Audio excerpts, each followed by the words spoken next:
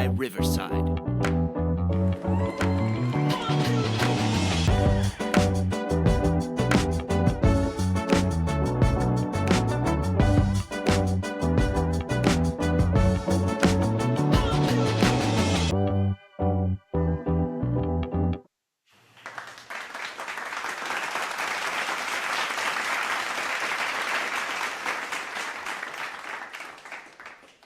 Welcome, everyone, to another episode of Who is Kyle Graham Podcast. Of course, I'm your host, Kyle Graham. Thank you for joining me today. Missed you last week. Like I said, took a weekend off. Hopefully, everyone had a safe and fun July 4th weekend. And everyone just enjoying the summer all together and just, bearing with the heat waves that we're having. But, it's part of the summertime, what you expect. Now, this week, before I get into everything, as always, as a reminder, I just remembered in my head, as always, press the subscribe button on any of these platforms that you're listening or watching Who is Kyle Graham. So whether it's YouTube, Spotify, Amazon, Apple Podcasts, Deezer, iHeartRadio, or Who is Kyle Graham Podcast.riverside.com. Press the subscribe button, get notifications for new shows, bonus shows, etc. And spread the word about Who is Kyle Graham on any platforms. You can listen, you can watch, either or. You know what I'm saying? So there's your options. As I was saying, now normally I would have a topic or something to get into. This week I don't. And this is why I named the episode Talking Shit, because I'm just be talking shit today, what's going on in the world of entertainment and what's been happening within the last couple of weeks and so forth. Now, this particular weekend, as I'm recording, it was like July 12th, Jay-Z has his first two shows at Yankee Stadium in the Bronx, July 10th and July 11th, which were the original dates, and then he sold out quickly, and he added on today's, July 12th. And so far, from what I've seen, because of course social media is everywhere, it's been a pretty good show, full of surprises like I expected. The first night, he had Nas appear. He had Jazzo, who put Jay-Z on years ago, if you know your hip-hop history. They had Beyonce sing the hook, Can't Knock the Hustle. Originally, Mary J. Blige sung the song. And he had his wife sing it, and he had his 14-year-old daughter play the pianos, the intro to Feeling It, which was dope. So from the clips I've seen, it was just like full of surprises. And look, the prices they were paying should be nothing but surprises because it was a very expensive show. Expensive. I think like the cheapest joint was like maybe $500, possibly in the nosebleeds. That's like probably like the cheapest. And that was Friday night. Saturday night, which would be last night, they had Eminem come out. They had Pharrell, and I think he had Slick Rick also. So again, surprises. So I wonder tonight, being the third show, who he's going to have. You know what I mean? But it seemed like it's a lot of fun. Everyone enjoyed themselves, and obviously, like I said, the prices you're paying for this concert, obviously you gotta come correct. Jay got his they have like I think they showed the footage there and online, getting ready for the show. He shaved his signature dreads and got back to the low cut, and he showed his wife cutting his hair and getting ready, kind of going back into the original Sean Carter Jay-Z phase, because he has a lot of shows coming up. I think he even added shows in Los Angeles coming up in October. So he's getting back out there performing, and he did another freestyle, addressing a lot of things. So that's his way of addressing people talking negative or calling them out on things. He put it in rap. Okay, at least he's addressing it. What I'm curious to find out within the next couple of days to a week or so is response from Dame Dash. Because Dame been calling him out and saying crap about him and judging him since the Roots Picnic situation and the freestyle and all that stuff. So I'm kind of curious to see what Dame Dash is going to say, which is kind of humorous to me. I don't know why. Because it sounds like sour grapes and all that. And like I said, on this show, I gave Dame his balloons because I think, along with Cream Biggs, that they were very intricate parts of getting Jay where he's at in terms of hip hop and so forth. It was those three. at the end of the day, I'm not going to deny either. I'm not going to deny Biggs or anything like that, but they were key parts. Although things fell apart and shit happens, and it does. Um, Getting there, it was all three of them. Period. You know what I mean? So I give him his balloons on that one. And then, but now sometimes he's challenging him to a boxing match, a challenge match, whenever he got that idea from, just to see who's a better fighter and so forth. So apparently someone's been listening to the show, because I actually said if you got a grievance with someone, you know what I mean, like, especially in the world being a celebrity, get a challenge match, a boxing match, but do it for charity. You know what I mean? Do it for charity. Get in there, beat the shit out of each other, get it out your system. Everybody made money. You made money. The charity made money. Everyone's entertained. Boom, you go about your business. Life goes on. I don't think Jim's going to do that, though. But I'm just kind of curious in the coming days and weeks, what his response is going to be towards the concert and the sellout concerts and the response and people he brought out on the stage with him. So, like I said, the people there, whether it's Monday night, Tuesday, I'm sorry, whether it's Friday night or Saturday night, hey man, having Nas appear with him on stage, having Eminem appear with him on stage, Slick Rick and Jazzo, that's dope, man. That's dope. You know what I'm saying? So I'm curious to find out, and I'm sure you are. You're curious to find out also what he's going to say, because it's coming. He's going to say something. It's like I know that Daylight is going to happen tomorrow morning. He's going to respond. He's going to say something about that. So, and it's always entertaining, and it's always interesting. So, yeah, I know he's going to say some shit. Period. That's what's going to happen.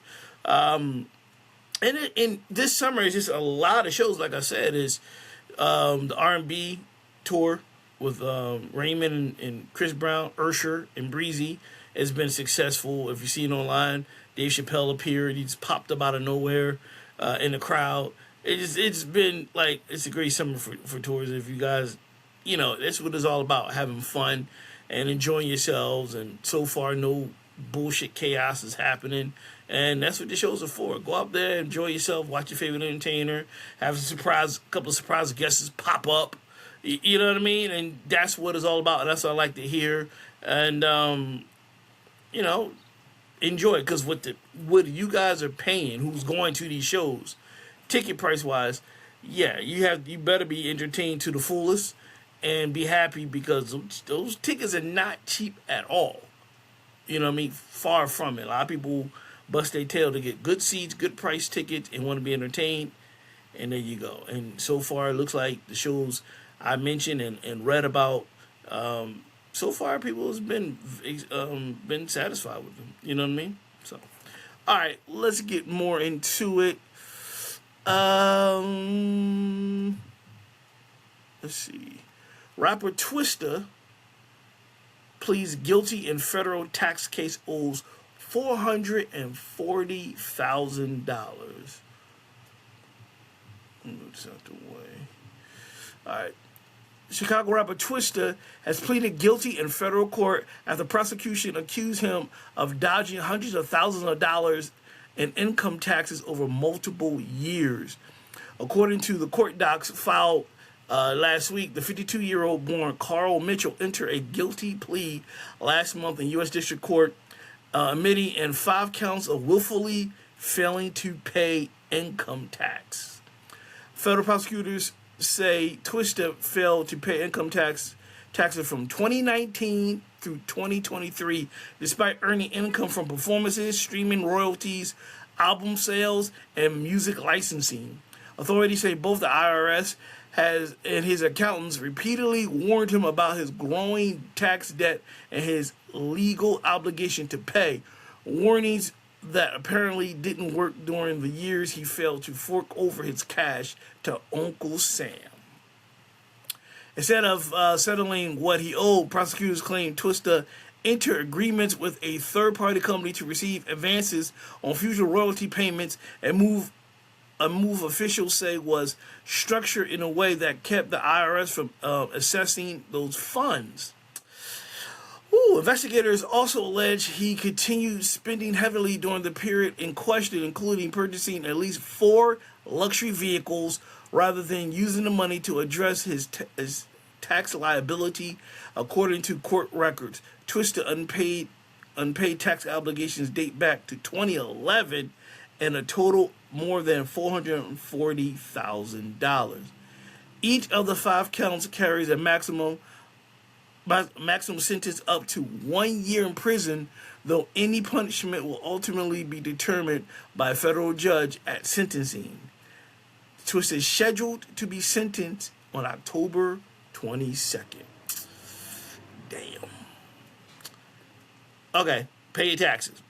Period. If you of that stature, of that status, celebrity or not, if you have, pay. You can't avoid it. Just pay. I'd rather pay a lot in taxes than pay more in tax debt and facing years in jail. Pay what you gotta pay yearly and just keep it moving. That's it. It is what it is. That's what we have to do. You can't avoid it. The more money you make, the more taxes are going to come out. Just pay it and keep it moving. That, you know what I mean? Like, because at the end of the day, you're going to pay one way or another. You're going to pay financially, or you're going to pay, going to prison. You know what I'm saying? They don't play that. You're going to make, ask Wesley Snipes and Lauryn Hill and others who, I would say Al Capone, but he's dead. But those who got caught up, not paying their taxes, you're going to pay one way or another, which is crazy. Like, you can't avoid it. Again, Al Capone did the most heinous things in Chicago. Could not get him. Know who got him? The IRS got him. That's how fucking crazy it is. He could not escape the IRS. He escaped local authorities, federal authorities. I mean, he massacred all through Chicago and the whole 9. They could not get this guy. IRS did. They fucked around and looked at his records and was like, oh, he fucked around. He gonna find out. You know what I mean? Like, he ain't paid. What? He ain't pay us? That's what they got him on, which is crazy. They're going to get you. IRS is going to get you. Pay your taxes. If you of a certain status, a stature with money and the whole 9, pay. And if your accountant telling you don't have to, get a new accountant because he's screwing you over. You gotta pay. You pay your taxes. I don't understand it. I like this. That's the main thing. And I always think about that. I'm like, all right, I get up there in status. The main thing pops in my mind. I'm make sure I pay my taxes. I'm still on top of my accountants. Like, all right, I owe this to the government. Give it to them. I don't give a fuck. Give them right out that check. Boom. All right, they got it. Give me my receipt. Cool. And keep it moving. Because you can't avoid it. You can't run away from them. You cannot stop, regardless of what you think. Red Fox comes to mind also. He didn't go to prison, but they took his shit. And he spent the remaining years of his life, or about a year and a half of his life, trying to recoup everything. Recoup them, pay them back and, and make money.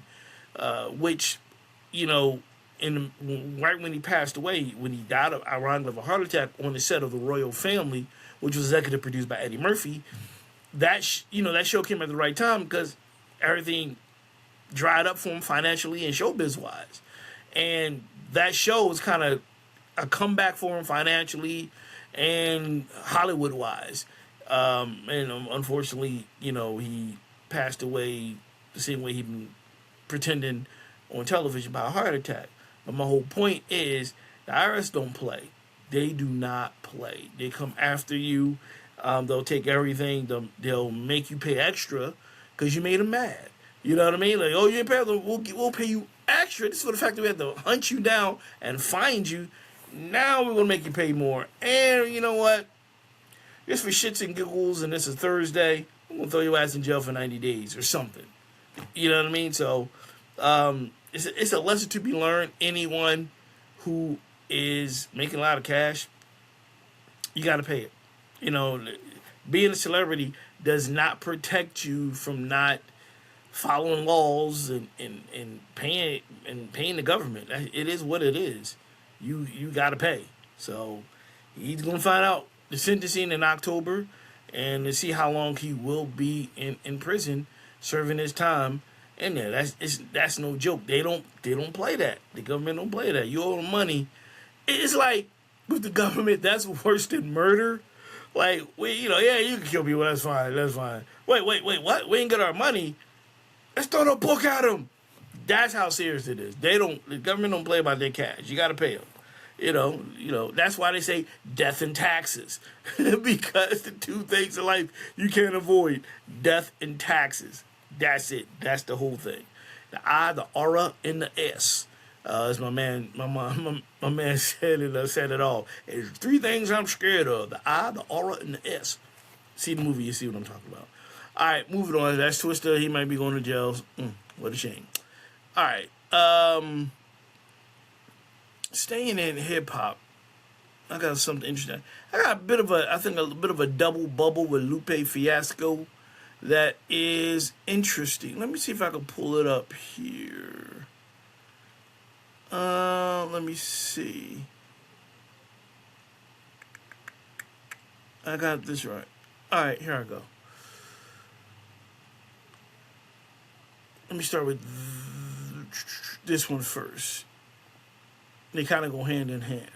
So it says Lupe Fiasco says Nas wouldn't rank high on the list of greatest pure lyricists. Lupe Fiasco explained why Nas,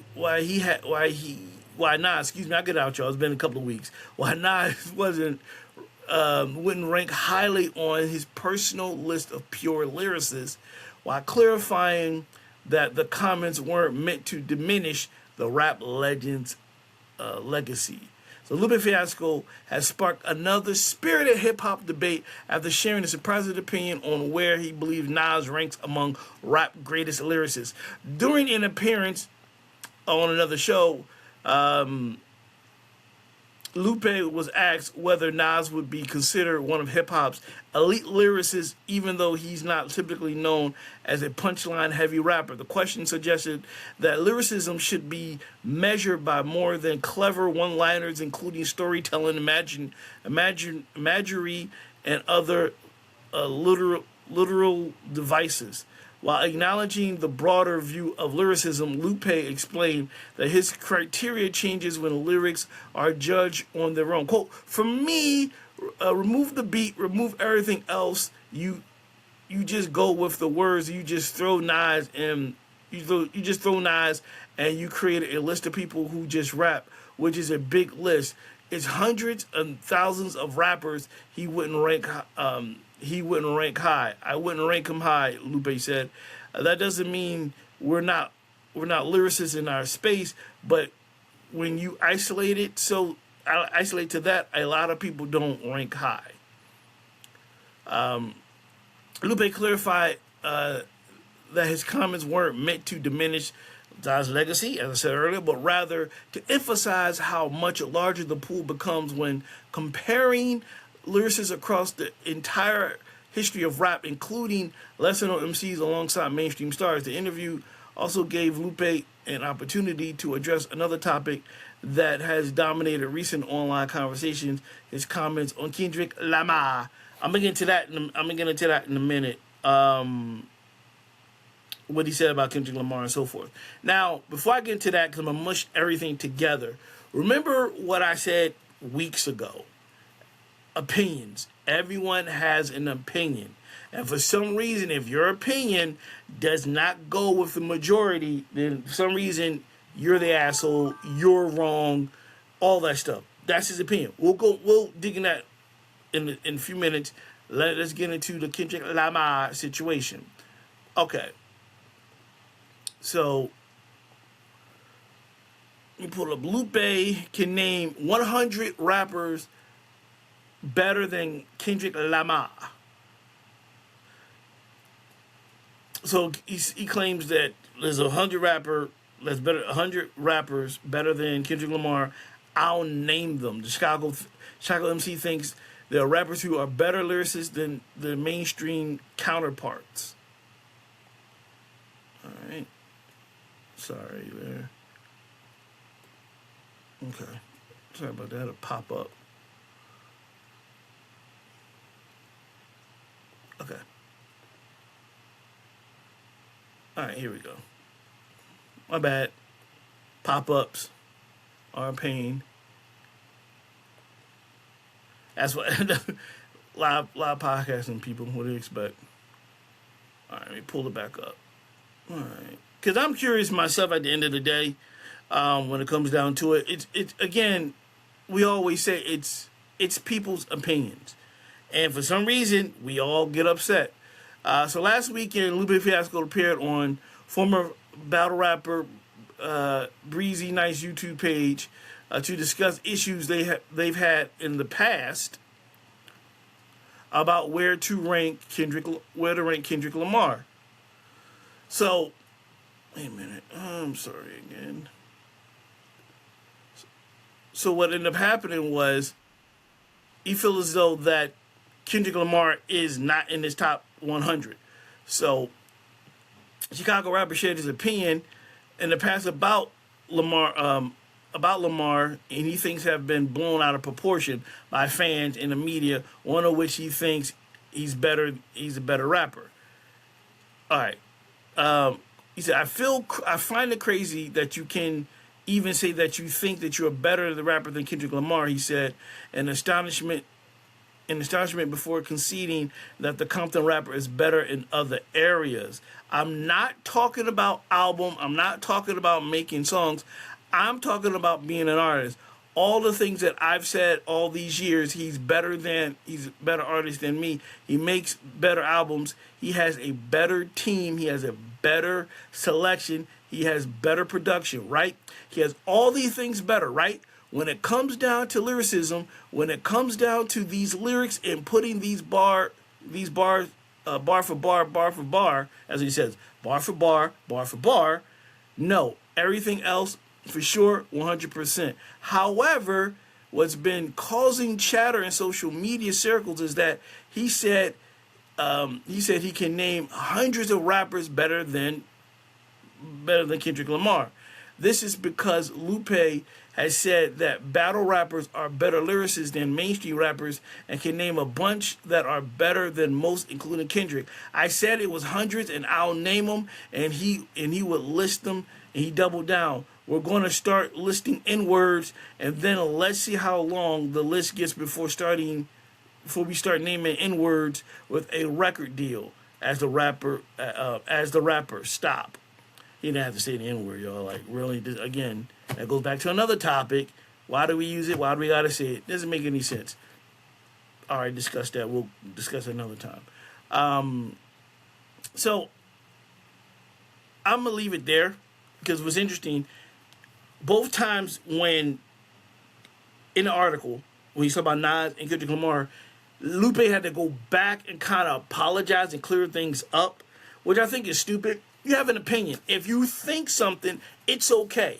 If you don't think Nas is up there in your list, that's fine. You can say that. If you think that you're better than Kendrick Lamar, or other rappers are better than Kendrick Lamar, that's fine. You can say that. Doesn't make you a bad person. Who cares what you think? It doesn't. I'm not mad at you. I like Nas. I think Nas is one of the best lyricists, period. I think so.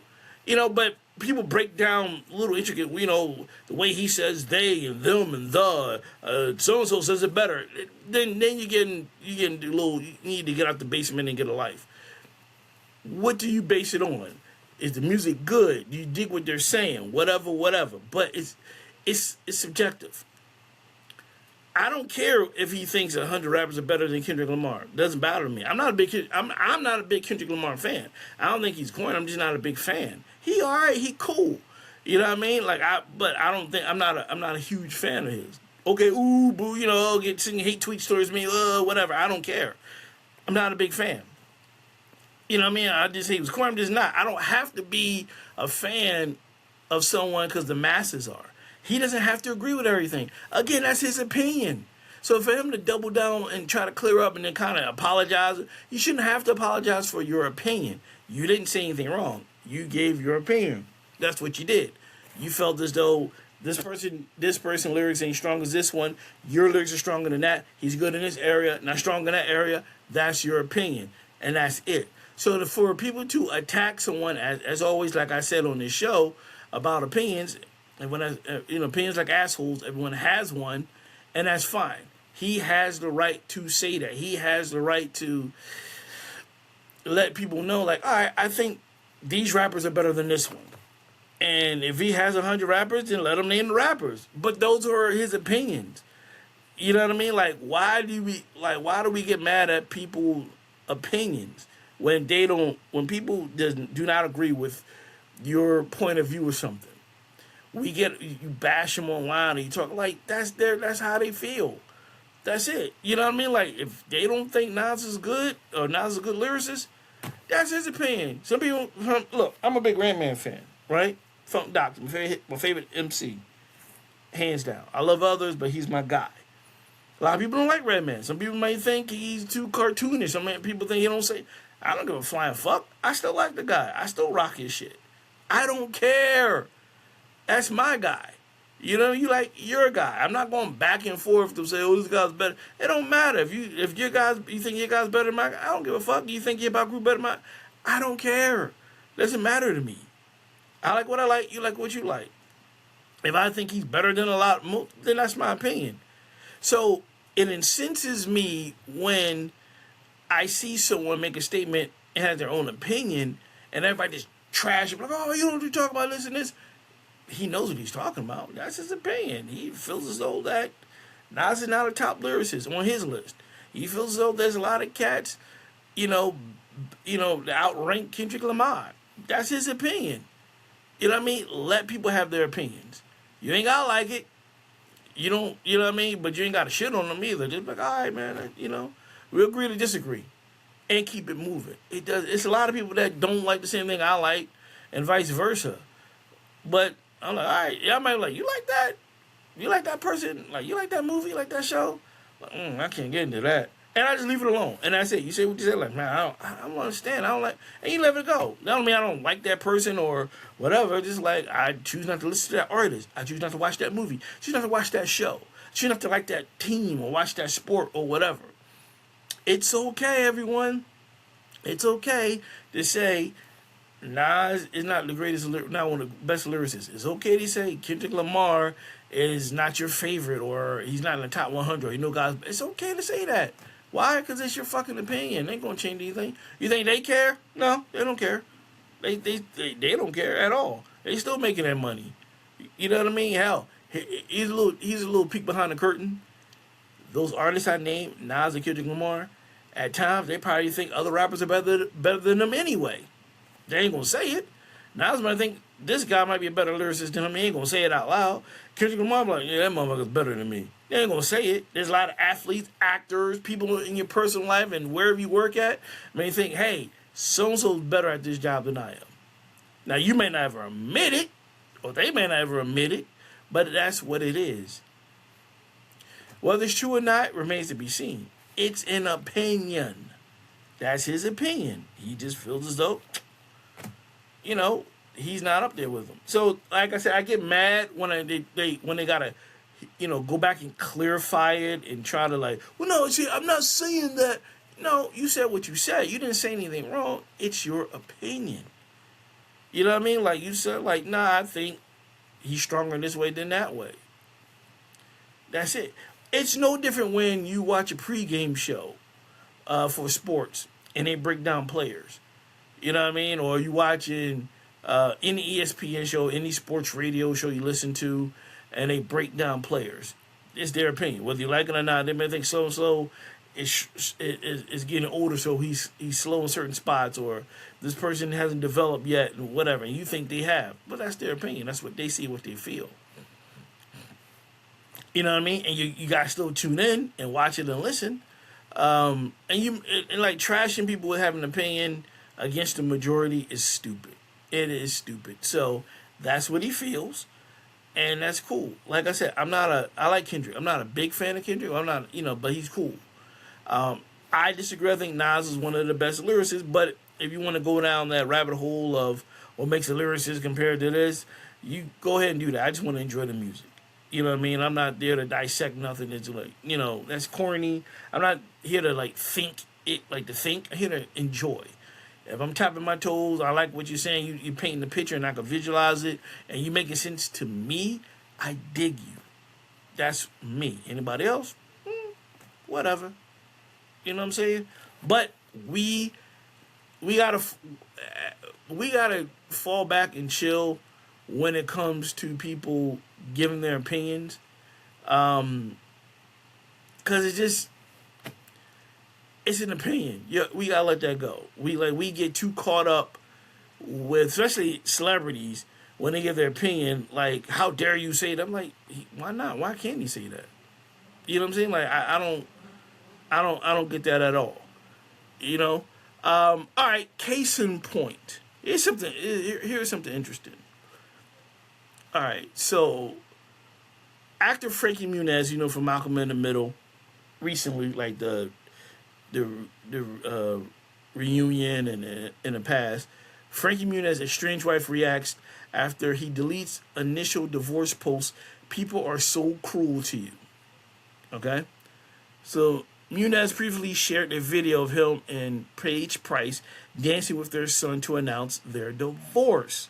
Paige Price is calling out critics who were, quote, cruel to her estranged husband, Malcolm Middle's actor Frankie Muniz, over his original social media post announcing their divorce.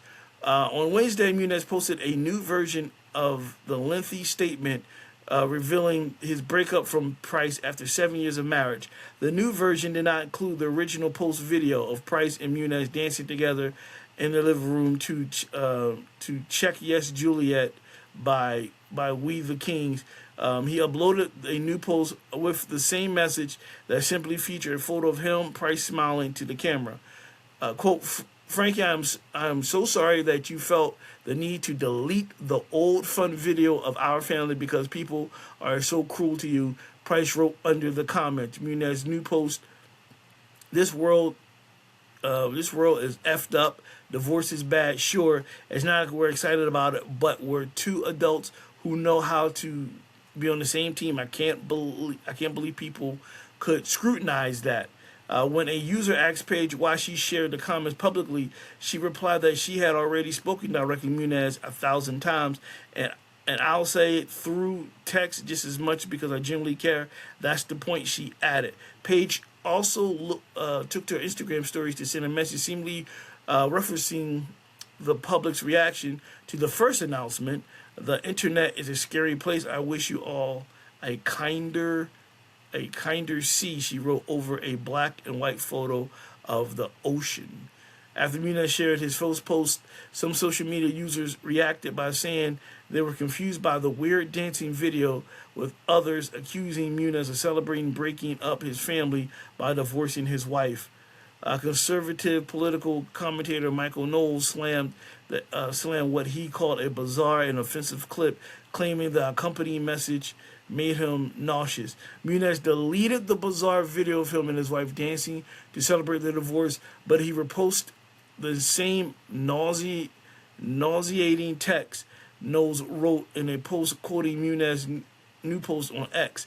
This is the most offensive part of a liberal morality. It's not enough that we tolerate their sin and vice. They demand that we celebrate it. Divorce is profoundly evil. Sometimes people do it. There are more we could do to limit it, but it's a fallen world. If a fallen world, it will occur. Such is life. But to ask that we celebrate it is simply beyond the pale.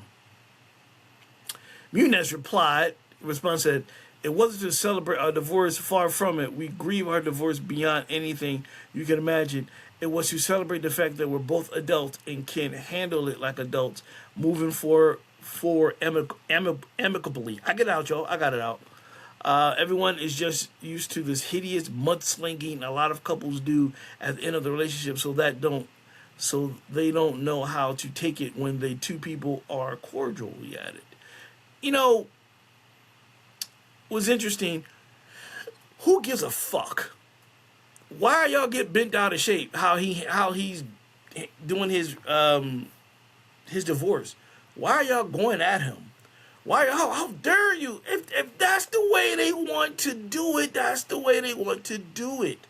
How are you? Who the fuck are you clowns out there judging this man and this woman on how to handle their divorce?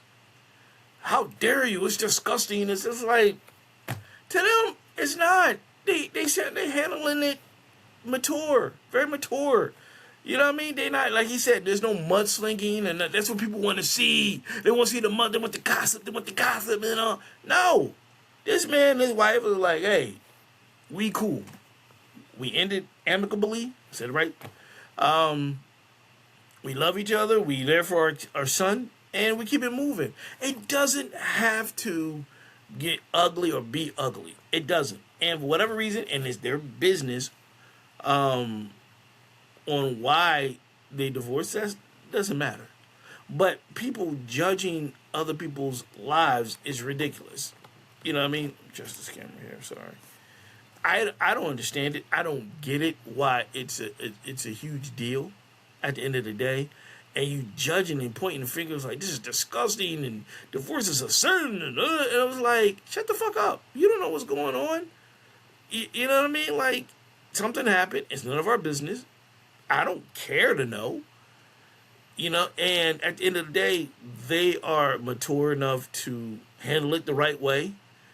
They're not making assholes of themselves or embarrassing themselves. And, you know, Paige Price is right. The internet, social media is extremely cruel. It is very cruel. I always say get a life, because you quoting on people's personal lives as if you are sitting high and looking low, it's ridiculous. These, you know, they got divorced, and they handling it right, and it's not an easy thing, and I'm sure it's not. When you marry someone, you hopefully plan to marry, as they say, till death do you part. And somewhere along the way, something happened. Somewhere along the way, it just didn't. You know, it didn't last, and that's their business, and that's fine, and that's cool, and that it is what it is. But to comment and go after them and to judge them and call them out and say all types of stuff, that ain't right. That's not cool, and it doesn't make any sense to me. What's the purpose of that? I don't know. You know what I mean? Like, get at me if you agree or you disagree. I don't understand that. That's his way of celebrating. If I didn't see the actual footage, but hearing about it, I'm like, okay. And it's confusing. We don't understand where you're coming from. It's not for you. Like, listen, it's not a puzzle. It's not a riddle. It's not something to think hard about and make a big deal out of and get all political about that shit. It's two people expressing the way they want to express. And it's like, yeah, it's difficult, but more so, we're celebrating that we're still cool. There's no mudslinging. We ended peacefully. You know what I mean? We talked about it. It's not. I'm not gonna tear her down. You're gonna tear me down. Whatever happened during the relationship, they just like, all right, it's not there no more. Okay, two adults, and it's painful. Like I said, because it affects you, because you get into it for a successful marriage. You get in it for a long term. And again, till death do you part. And it may have, you know, it affects your children, your child, or whatever. I get what they're saying. Like, we still can be friends. You know, we still cool. Like, we still bust it up and talk and still be friends without being nasty to each other. And, you know, and with divorce, because you're not together anymore doesn't mean you always gotta hate each other or whatever. It doesn't always mean that. It doesn't. So I commend them for doing that. But as I always say, sometimes it's a huge risk when you put stuff out there on social media.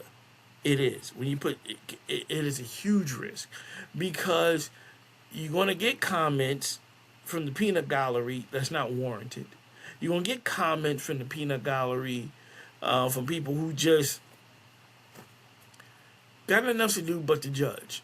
And I know you want to express it and show people, you know, like, this is what's going on, and this is, like, what it is today, the new age of stuff. And you leave yourself open for those type of comments. But I just don't understand it. It doesn't make any sense to me. It really doesn't. I really don't understand why people get bent out. Why people get bent out of shape and go after people who are living their best life. That's their best life. It might not be your best life. You might not like it, but then no one asked you. No one asked you. They're doing their thing. You know what I mean? And y'all attacking them and being nasty to them. It's like, you don't even know them. You don't even know the details. And I don't know. Like I said, I don't know.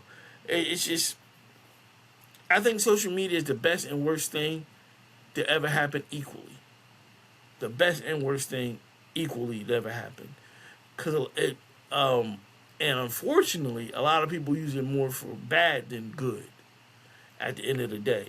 But I don't care, like what he said, and I understood the caption when I didn't see the video, but the first time it came out, before he deleted it, because there was another article about that. I got it, and he was pretty much like, who can't say that you can't remain friends? And he said, with your baby mama. That's exactly what he said. And they just showed an old picture of them, like, kind of dancing and all that stuff. You know, and I was like, I get it. It was like, okay, that's kind of cool. Like, yeah, we divorced it, but who can't say we can't still be goofy and have this type of relationship of being friends and being cordial or whatever. Is it painful? Yes, it is. And it is very painful, but something happened there where they just decided it's just got to call it quits. And, of course, you got to explain to your young son. They have a young son. So they got to explain to them also. So I get it. And they'll be fine. All right. Moving on from one couple divorcing to a couple that's opening a business together. Actress Viola Davis and her husband Julius Tennon's Juvee Productions Inc.'s first look deal with Universal Global Television Pawn series adaptation set at first sight.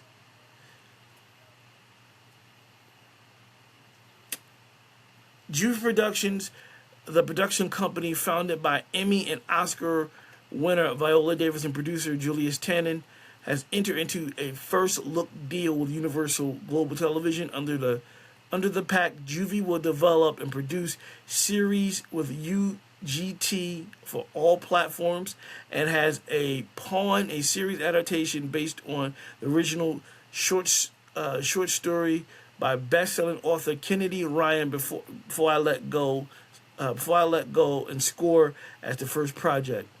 Chantel M. Wells, Daredevil, Born Again, Yellow Jackets will pen the Pawn adaptation. Davis, Tennant, and Juvee Productions head of TV Andrew Wang will serve as executive producer alongside Wells and Ryan. Pawn is a romantic drama series that follows Gina Jones, who makes a deal to become, quote, a pawn for the St. Louis crime family, the Rosses, in exchange for money to pay for her ailing grandmother's medical treatment. Ooh, I like this. The Rosses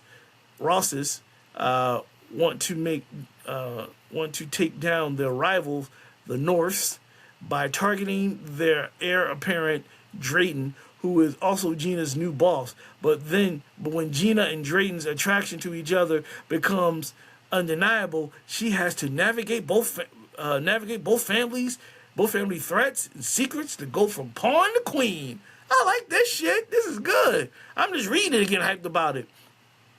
Quote, from our first meeting together, we felt uniquely connected on how we plan to bring empowering and fearless voices to the screen, Davis and Tennon said in their statement. We have long been fans of Kennedy Ryan since reading her Simmering Before I Let Go, and Chantel Wells has worked on some of the most iconic shows of the last decade, carving out her power as a storyteller who is willing to push the boundaries of her expectations. To be able to work with these powerhouses to bring Pawn to life with UGT speaks directly as to why we created Juvee. Beatrice Springborn, president of Universal Global Television, said Viola and Julius Viola, Julius, and Andrew has built Juvee into a home for dynamic and powerful stories, a commitment we are proud to partner with them, beginning with the excellent and gripping Pawn. I like that, man. Juvee Production is an artist-driven Los Angeles-based company that has produced work across film, television, theater, and digital platform. Committed to amplifying both emerging and establishing voices, Juvee Productions aim to serve as a creative hub for the next generation of storytellers, fostering bold, dynamic narratives that reflects the full spectrum of humanity. Juvee, I like it. Julian and Viola. That's dope. That is dope. And I love to see companies like this, people of color, to produce their own TV shows, movies, and so forth. That is dope. Pawn sounds dope, man. I definitely want to check that out whenever it comes to air. And I like to see that. I like to see people like Viola Davis and Julius Tennon and 50 Cent. And, of course, Tyler Perry, but outside of Tyler Perry, others do this to have their own production companies, to give opportunities to a lot of people, especially people of color, who can't get into mainstream Hollywood, who can't get a chance to show their own vision or tell their own stories. Now you have Juvee amongst other production companies like Courtney Kemp, and Lena Waithe and so forth. Cut out the N-words, you two. And continue that, legacy to build upon. And I love it, man. And that's just dope. Let's cut out the N-words a lot. You dig what I'm saying? Like, you know what I'm saying? Like, we make these shows like this, we don't need any N-words in the scripts or nothing like that. We're better than that. We're bigger than that. I talked about this a couple of weeks ago. You know what I'm saying? So I love to see production companies, people of color, forging their way, building their empire, and giving a platform for everyone overall, especially people of color, to present their art to. You know what I'm saying? Which gives me a segue to, speaking of Courtney Kemp, Nemesis renewed for a second season at Netflix. So Nemesis renewed for a second season of drama from creator Courtney A. Kemp and Tani Monroe spent 5 weeks on the streamer's worldwide top 10 charts. Netflix has renewed the drama created by Courtney Kemp of Power for a second season. The pickup comes about 6 weeks after Nemesis premiered. The show spent a first 5 weeks in the streamer's worldwide top 10 for English language series. Quote, I feel blessed to get a season 2. We thank the fans. It's because of them. There's no other reason, said Kemp, who is the showrunner on Nemesis. It's them showing up, them talking about it, their huge social media response. We are grateful to Netflix for recognizing the power of our audience and bringing us back for the fans. Added Monroe, the co-creator, season 2, we're very grateful to have it. We're going to make sure those questions get answered, and even more questions are available for you to answer. Make no mistake, season 2 is going to be bigger and better. Nemesis stars Yalan Noel as a master thief and Matthew Law as LAPD detective obsessed with bringing him to justice. Cleopatra Coleman, Trey Hale, Dominic Lombazio, Johnny Park, Ariana Guerrera, Gabrielle Dennis, Michael Potts, Sophia Brown, Cedric Joe, and Jeff Pierre also star in season 1. Kim told The Hollywood Reporter that Netflix asked us to wrap it up in a place where you wouldn't need a second season. And I was like, bet, we're not doing that. The season ended with Noel's Coltrane Wilder going on the run after Law's Isaiah Styles let him go in order to save his son Joe. Kemp declined, however, to elaborate too much on her